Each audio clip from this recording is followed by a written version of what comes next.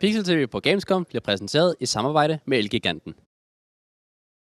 Det er Call of Duty, det er Gamescom, og jeg har prøvet PC-udgaven og fået snakket med 2 af udviklerne bag.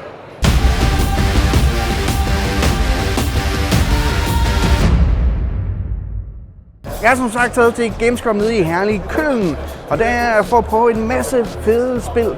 En af de spil, jeg har prøvet, det er Black Ops 4 til PC. Og så har jeg også fået en snak med nogle af udviklerne bag, og den snak, den kan du høre lige her, som for eksempel, hvorfor der ikke er nogen kampagnedel, og mange andre ting. With Black Ops 4, the team at Treyarch has set out to make the most socially connected game that they possibly can, and it's also a game that's meant to be played for years to come. Additionally, it's about providing players with the opportunity to really play where they play the most. All right, and all of that is taking place over the course of multiplayer, Blackout, and the largest on-disc offering we've ever had for zombies in one time. All right, and just because there isn't a traditional campaign doesn't mean that the idea of story has been left behind.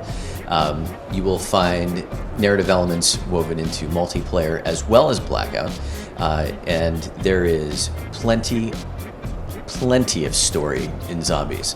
When you talk about the lifespan of a game, I mean, from a Black Ops perspective, and from a Treyarch perspective, we are very much committed to that process. In fact, we have quite a few people still playing Call of Duty Black Ops 3, and we have an entire live ops team behind the scenes dedicated to supporting that game and making sure that, I mean, there are routine patches and fixes made for the game.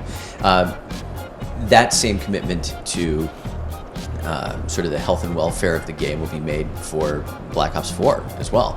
I mean, between live ops and communications, you're going to expect support for the game for years to come. No, so the PC version, we really focused on the PC version this year. We've got a dedicated team at bl.a with engineers, artists, programmers working specifically on the PC version, and that's going to provide players really a breadth of customization options in graphic fidelity, you can adjust your field of view, you can adjust visual, your aim down sight, and you can also customize your controls with key bindings for everything from how you want each individual equipment to work, be it press and hold or toggle. And all of that will allow players to really support widescreen, 4K,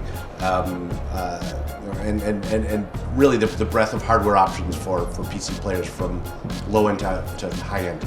This is the first game that's exclusively being launched on the Battle.a platform. Yes. Have you utilized that platform in any specific kind of ways, with any new features that are specific tie-ins to Battle.a? Yeah, working with Blizzard's been amazing. I mean, so besides just the social features that we get with Battle.a, being able to whisper and chat between versions of different games, so you'll be able to talk to your friends in Overwatch or World of Warcraft. But also working with Blizzard's brought us opportunities to test with their compatibility lab. So they've got a great breadth of hardware that we're able to have access to, again, to make sure that we're testing it so that the game works, not just works on min-spec, but works great on the widest assortment of hardware possible.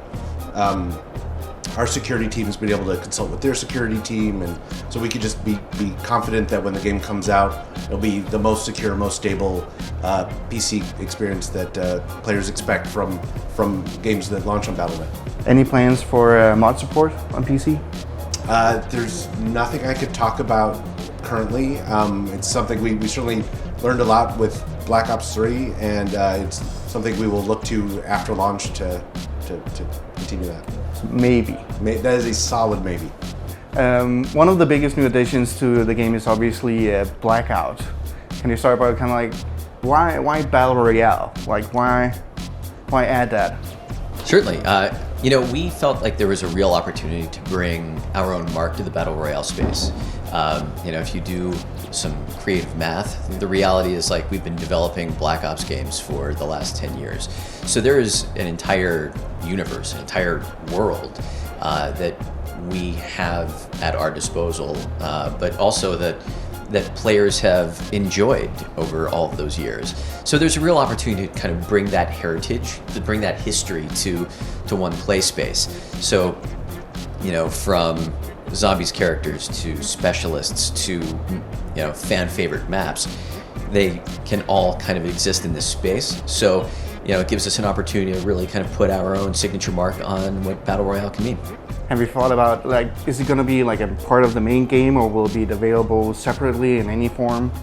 It will be part of the main game, all part of, you've got Blackout multiplayer zombies, all October 12th.